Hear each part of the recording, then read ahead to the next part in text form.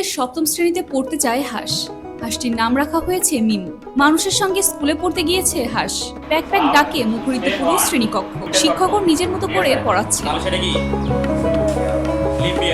ক্লাসের ফাঁকে হাঁসটি শিক্ষার্থীদের সঙ্গে আড্ডায় মেতে উঠেছে। পড়া শেষে আবারও হাঁসটি হেঁটেই ফিরে যাচ্ছে বাসায়। হাঁসও যেন সপ্তম শ্রেণীতে পড়ছে। প্রথম দেখায় এমনটাই মনে হতে পারে, তবে গল্পটা একটু ভিন্ন। হাঁসটি নিজেও পড়তে যায়নি, পড়তে গিয়েছে তার বন্ধু সপ্তম শ্রেণীর শিক্ষার্থী SM ইফতি রিফাত। তার সঙ্গে হাঁসের দুর্দান্ত বন্ধুত্ব। প্রতিদিনই হয় কথোপকথন। ওর আর আমার সম্পর্কটা অনেক ভালো। যেমন ওই আমায় ছাড়া খাতেই চায় না, আর বাইরে যখন আসি তখন আমি যদি ওকে ছাড়া আসি তাহলে ওই চিল্লায় আমার না থাকে। ওই দিন কবুতর নেওয়ার জন্য গেছিলাম, তো কবুতর নেওয়ার ইয়েতে যাই দেখি অনেকগুলো হাঁস মা ছাড়া ছিল, একটা হাঁস নিয়ে আসি। তা আমার হাঁস নেওয়ার কোনো ইচ্ছা ছিল না, কিন্তু মা ছাড়া হাঁস ছিল ওই জন্য নিয়ে আসলাম। নিয়ে আসার পর পালা শুরু করি, পালতে পালতে ওই বড় হলো, আমার সাথেই থাকে, আমার সাথে চলাফেরা করে। আমার মাঠে খেলতে গেলে মাঝে মধ্যে নিয়ে যায়। যখন আমার বন্ধুর বাসায় যায় আমার সাথেই যায়, আমি যেখানে যেখানে যাই আমার সাথেই যাই।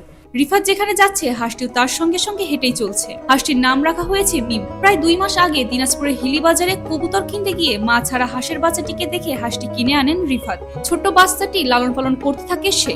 ধীরে ধীরে বড় হয়ে ওঠে হাঁসটি। দুজনের মধ্যে তৈরি হয় ভালোবাসা ও মায়ার বন্ধন। রিফাত যখন ক্লাসে যায় তখন হাঁসটিও তার সঙ্গে পড়ার টেবিলে বসে থাকে। হাটবাজার সহ যেখানে রিফাত যায় সেখানে তার সঙ্গে সঙ্গে হেঁটে যায় হাঁসটি। প্রাণী ও মানুষের মাঝে ভালোবাসা গড়ে ওঠা স্বাভাবিক। ভালোবাসা ও যত্ন পেলে প্রাণীরাও মানুষের প্রতি গভীরভাবে সাড়া দেয়। তাদের পোষ মানাতে পারলে সম্পর্ক তৈরি হয় গভীরভাবে। এমনটাই জানান হাকিমপুর উপজেলার veterinary surgeon doctor Muntasir Mamun. ভালোবাসার সম্পর্ক তৈরি হতে পারে, তার অনন্য নিদর্শন বলা যায় ইফতি এবং তার হাঁস।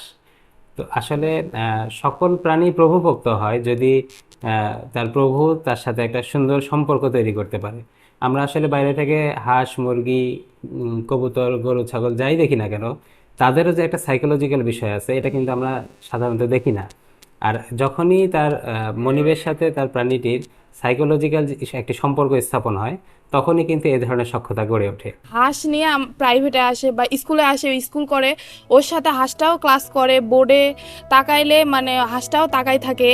আবার হচ্ছে যে আমরা সচরাচর সব জায়গাতে দেখি যে হাঁস সাধারণত পুকুরে, বাসা বাড়িতে এইসব, কিন্তু একজন যে হাঁসকেও পোষ্য মানাতে পারে বা তার আয়ত্তে আনতে পারে এটা আসলে অবিশ্বাস্যকর, যেটা আমি এখানে আসে দেখছি। এটা আসলে মানে ভালো। বর্তমান বিশ্বে ফোন ইউজ করে মানে অনেকে হচ্ছে ফোনের পিছনে হচ্ছে সময় ব্যয় না করে হচ্ছে প্রকৃতি, হাঁস থেকে শুরু করে বিভিন্ন প্রাণীকে ভালোবাসছে। এটা একটু ভালো একটা দিক।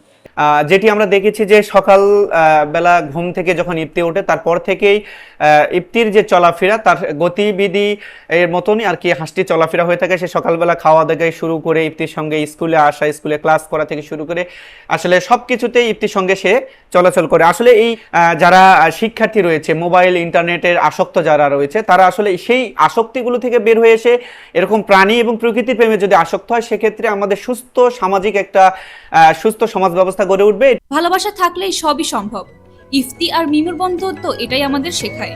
ভাষা নয়, হৃদয়ের যোগাযোগই যথেষ্ট। এই হাঁসটি শুধু হাঁস নয়, এক জীবন্ত নিদর্শন। ভালোবাসার বন্ধুত্বর এক অনন্য রূপকথা।